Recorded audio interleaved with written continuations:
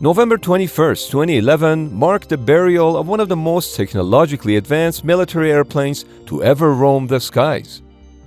As transport trucks brought in the wingless bodies of the aircraft, one after the other over 3 days, the Swanbank landfill site in Queensland, Australia, became the final resting place of the last 23 operational F-111s in the world. Many did not consider this ending to be deserving of an airplane that had pioneered some of the most revolutionary technologies in military aviation, like afterburning turbofans, which could significantly increase thrust when needed, terrain-following capabilities that allowed the F-111 to fly very close to the ground at speeds exceeding 600 miles per hour, automatically, even at night, and the absolute feat of engineering that was variable sweep wings, allowing the aircraft to adjust the angle of its wings in flight. The F-111 was the first production airplane to be equipped with these capabilities. But why the F-111 had no ejection seats and had to shoot out fire during emergency landings? Why Australia went through 10 defense ministers to receive its F-111s and at the end buried them underground? How this two-seat aircraft once carried 3 lives on board? And how the F-111 once dropped a bomb that ended a war is not what you think. Most military aircraft are equipped with ejection seats, but the F-111 had an ejection cockpit. During tests with dummies moving at 300 knots, ejection seats proved to have uncertain trajectories. The pilot could experience difficulties stabilizing in air. You can see the dummy's arms and legs violently swinging around. Let's just say it was not a fun experience. Compare that with the F-111's cockpit ejection, where severance of the capsule causes little discomfort to the crew because they're completely protected during ejection. Now you might be wondering how such a small parachute is going to slow down the capsule's descent. Luckily, that's just for stabilization. The main chute is much larger, which makes for a safe recovery. In fact, let's hear it from someone who has actually pulled the ejection handle in an F-111. Now, I can speak to you about this because I actually survived an ejection from the F-111. When you do pull the handle, there's a quarter of a second delay. In that time, the guillotines cut the flight controls, cut all the electrical cables, explosive charges separate the module, and then the rocket motor fires. Let me tell you, that quarter of 1 second seemed like an eternity. What a marvelous system. One of the new technologies on the F-111 was its terrain-following capability. The pilot could simply turn a knob to a specific altitude, and the aircraft would follow the terrain at that altitude automatically. This included all weather conditions, including night flight, where the crew were unable to visually see where they were going without night vision goggles. You don't sense anything because you can't see anything. So it's just pure adrenaline and rush, and that was pretty scary. This low-flying capability not only avoided radar detection, but also allowed the F-111 to hit its targets with more accuracy. Generally speaking, the more perpendicular wings are, the more lift they generate, which means they can take off from shorter runways, carry more load, and have a longer range. On the other hand, swept-wing aircraft generate less lift, but allow for reaching higher speeds and are especially important for supersonic flights. This is why combat aircraft have swept wings, which are pointed backward. There are, of course, exceptions, like the Su-47, which uses a forward wing sweep. But on June 20th, 1951, flew an aircraft that for the first time could change the angle of its wings mid-flight, and that was the Bell X-5, an experimental airplane. It would take another 13 years until the maiden flight of the F-111, the first production aircraft with variable sweep wings. Now, you can probably already see how an aircraft capable of changing the angle of its wings during flight could have the best of both worlds. It could take off and land with its wings open, giving it the ability to operate from short runways, including the flight deck of an aircraft carrier. And once airborne, it could sweep back its wings to reach supersonic speeds. Such an airplane could literally be redesigned in flight to suit the role it had to perform. but the series of events that left the US government with no choice but to design an aircraft that was out of this world would make your head spin. Just like this Hoverpen, thanks to Novium, who's sponsoring this video. Hoverpens may just look like stylish and cool objects that levitate in the air, but they're also functional, high-quality pens. This is the future edition of the Hoverpen, and is available as a 2-in-1 fountain pen and rollerball with interchangeable tips that are also refillable. Now, to be honest, I mostly type and rarely write these days, but with this pen, it feels a lot more special when I do. And a heads up, it took me a while to get over having to constantly spin the pen. It's like watching magic. The Interstellar Edition is a ballpoint pen that hovers at 23.5-degree angle on its base. That's the same as the Earth axial tilt, which is kinda cool. A spinning hover pen on your desk would definitely be a conversation starter, or it could make for a unique gift for someone special in your life. So click the link below and use the code NWIT to get 10% off all hover pens. There's free international shipping available for most countries. The date is May 1st, 1960, when the US government receives the sobering news that their once thought to be invincible U-2 spy plane that was flying at 60,000 feet has just been shot down by Soviet air defenses. This shattered the hopes of US Air Force Strategic Air Command, which was planning to use the B-47 Stratojet for strategic bombing missions. Because just like the U-2 plane that had been shot down, the B-47 was also subsonic and operated in high altitudes. The US Air Force needed a new airplane. At the same time, the US Navy was also looking for a high-endurance interceptor aircraft to protect its carrier battle groups against long-range anti-ship missiles launched from Soviet jet bombers and submarines. Coincidentally, Robert McNamara had just been appointed as the Secretary of Defense. I've asked Robert McNamara to assume the responsibilities of Secretary of Defense. With less than 4 weeks on the job, McNamara made the bold decision of directing the Air Force and the Navy to study the development of a single aircraft under a program called Tactical Fighter Experimental, or TFX. This was despite Air Force and Navy efforts to keep their programs separate, because they knew that eventually requirements of one branch would have to take precedence over the others. Proposals were received from Boeing, General Dynamics, Lockheed, McDonnell, and a couple of others, and in November 1962, McNamara himself selected General Dynamics' proposal due to its greater commonality between Air Force and Navy variants. An order was placed for 18 Air Force variants designated as F-111A and 5 Navy variants designated as F-111B. Compared to the F-111A, the Navy's F-111B would have a shorter nose, so it could fit on the aircraft carrier elevators. Around this time, Australia was also on the search for a platform that could provide a credible deterrent against potential threats from larger regional powers, including Indonesia. The F-111, with its long range and significant payload capabilities, was ideal for deep strike missions, capable of reaching targets far beyond Australian shores. So in 1963, Aussies also decided to place an order for their own variant of the airplane, the F-111C. This was a bold decision, since the first pre-production model hadn't even been produced. The UK also signed up for their own variant, the F-111K. 2 years after placing the initial order, the first pre-production F-111 was rolled out of General Dynamics' facility in Fort Worth, Texas in October 1964.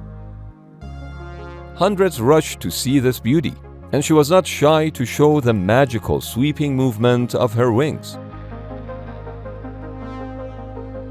By early 1968, the decision was made to try out the F-111 in actual combat conditions in Vietnam. This proved to be catastrophic, and not just for Vietnam. 6 F-111s were sent from Nellis Air Force Base to perform missions in North Vietnam. In the first 2 weeks, 2 of the 6 airplanes were lost without a trace. Then, less than a month later, another F-111 went down. The 3 remaining aircraft were returned to Nellis Air Force Base, where they will be examined to determine the cause of these accidents. Engineers traced the losses in Vietnam to the failure of a hydraulic control valve rod for the horizontal stabilizer. But more bad news was about to hit the F-111 program, and this time, it was at home. The US Navy decided to cancel its order of F-111Bs. The Navy had been unhappy from the get-go, but they had come along to satisfy Secretary McNamara's wish for an all-service fighter bomber. After performing carrier trials in July 1968 aboard USS Coral Sea, the Navy ended up turning down the aircraft on account of weight and performance issues. Basically same reasons why I got dumped last time. The same year, the UK government also cancelled its order of the F-111K, citing increased costs, along with the devaluation of the sterling pound. The final nail in the coffin of F-111 was hammered in on December 19, 1969, when an F-111 based out of Nellis Air Force Base lost one of its wings mid-flight, resulting in a fatal crash. The US Air Force grounded its entire fleet of F-111s.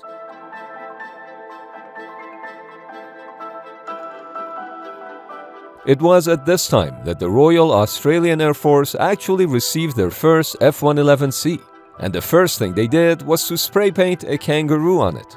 It was their logo. Since Australia's initial $100 million estimate in 1963, the cost of their order had ballooned to over $300 million by 1969. The grounding of the F-111 fleet resulted in partial disassembly of the rest of Australia's order until the wing issue was resolved, and the Australian government would go on to pay $1,700 per aircraft per day to keep them in storage, which may seem like a lot, but the alternative was to cancel the order and pay a $200 million cancellation penalty. Plus, they had already spent over $25 million in preparations, including a simulator for training. The wing issue was traced to a failure in the wing pivot box. The team at General Dynamics got to work and ultimately came up with a new low-stress wing carry-through box that was installed on all models. Once all the upgrades were done, the F-111 would go back to Vietnam in 1972, 4 years after its first test in combat. But this time around, in more than 3,800 combat missions, only 6 aircraft were lost, giving the F-111 the highest survival rate of any combat aircraft in the theater. The F-111 not only had gotten out of the coffin, but had also redeemed its reputation. Finally, after 5 years of delays, on June 1, 1973, the first 6 F-111C aircraft arrived in Amberley, Queensland.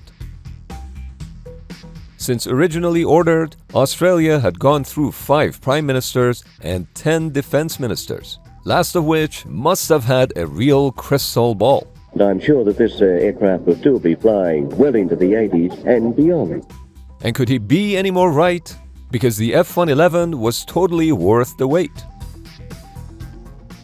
Aircraft sometimes have to get rid of excess fuel before they can safely land. This typically happens when an aircraft has to make an unscheduled landing. Since not enough fuel may have yet been burnt off, the aircraft would be too heavy to safely land, so some of the fuel is expelled through outlets located on the wings. But in the case of F-111, the fuel dump nozzle was located right in between engine exhausts. This turned the F-111 into a massive Zippo lighter during fuel dumps with afterburners. In fact, dump and burn was a party trick that the F-111 was known for, whether it was in air shows, where everyone expected to see this trick, or the annual Brisbane River Fire event that happens every September. Heck, even at the closing ceremony of the 2000 Sydney Olympics, as the Olympic torch went out, it was an F-111 that symbolically took the flame away. Dump and burn had no operational purpose. It was just a harmless, accidental side effect of where the fuel dump nozzle had been placed. But the Royal Australian Air Force would soon discover another fuel-related issue, which was far from harmless. Soon after their delivery, personnel noticed that the F-111Cs were leaking fuel. The fuel tank sealant had deteriorated.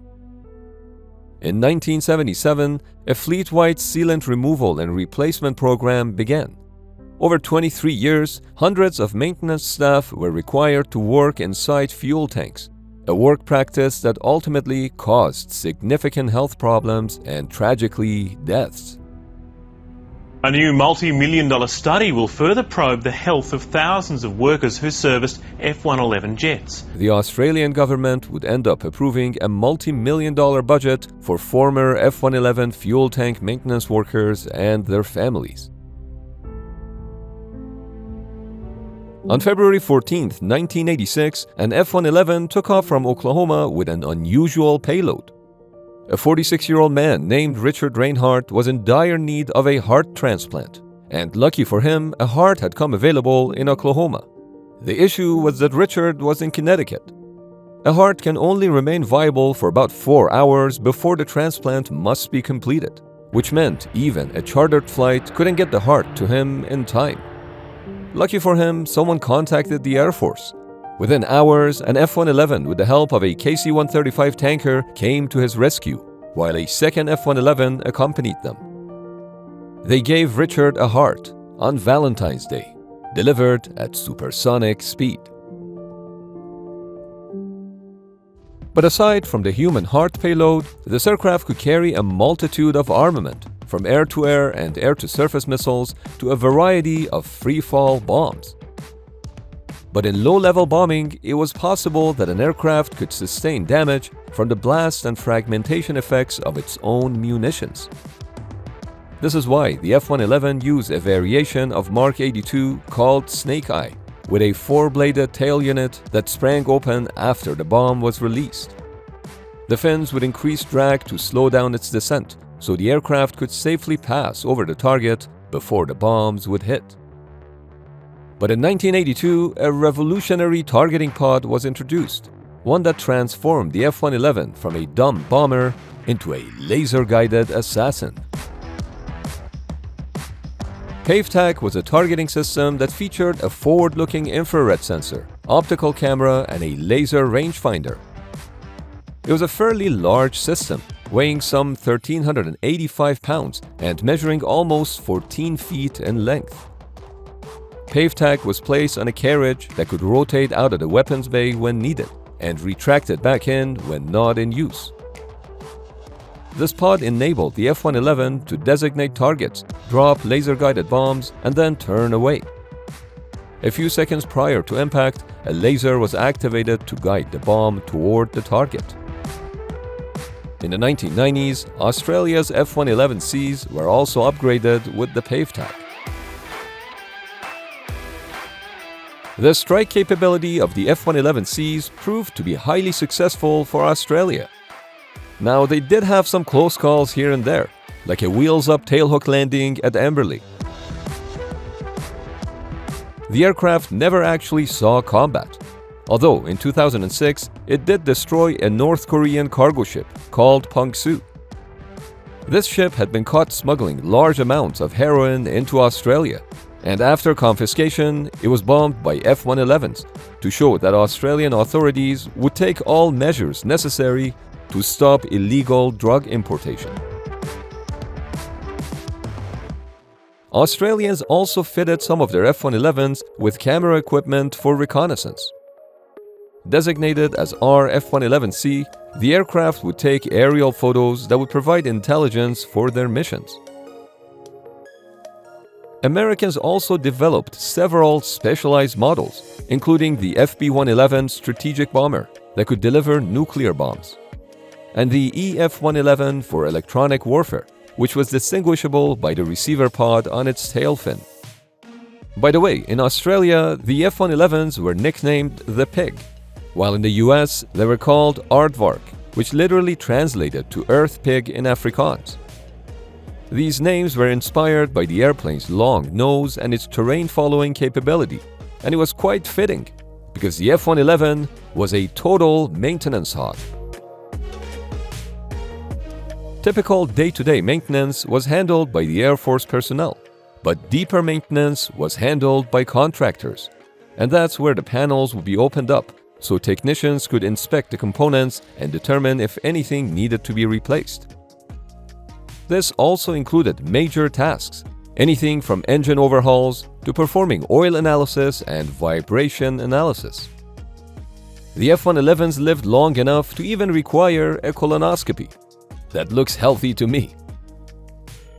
To appreciate how maintenance-heavy the F-111 was, consider that it ate up a whopping 25% of the maintenance budget of the US Tactical Air Command, but only made up 9% of the fleet. Now, one could have justified these high maintenance costs back in the 1960s and 70s, when the F-111's original role of a long-range, low-flying supersonic jet was necessary.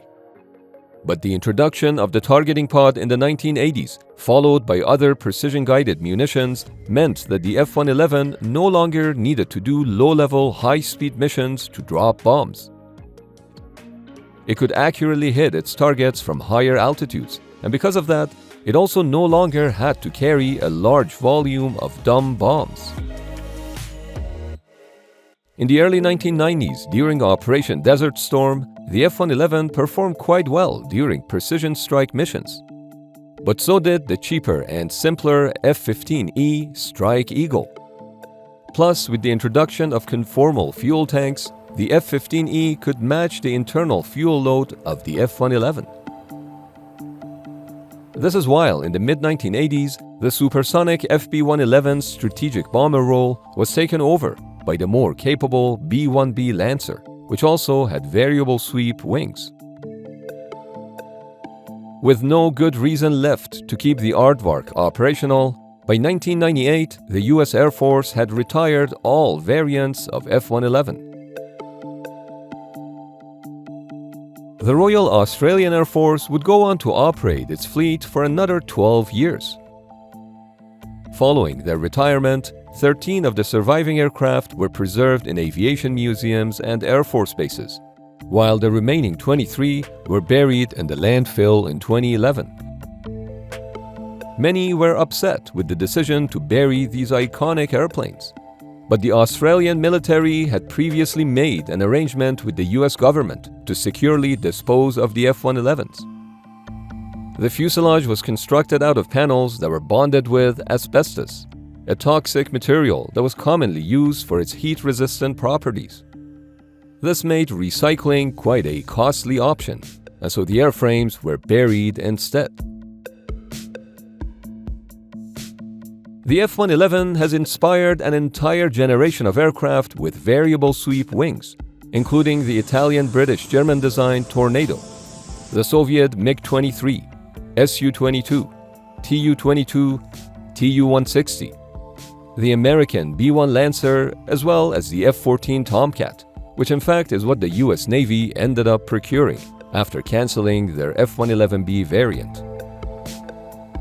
The F-111 and its Pave Tack pod once dropped a bomb that ended a war.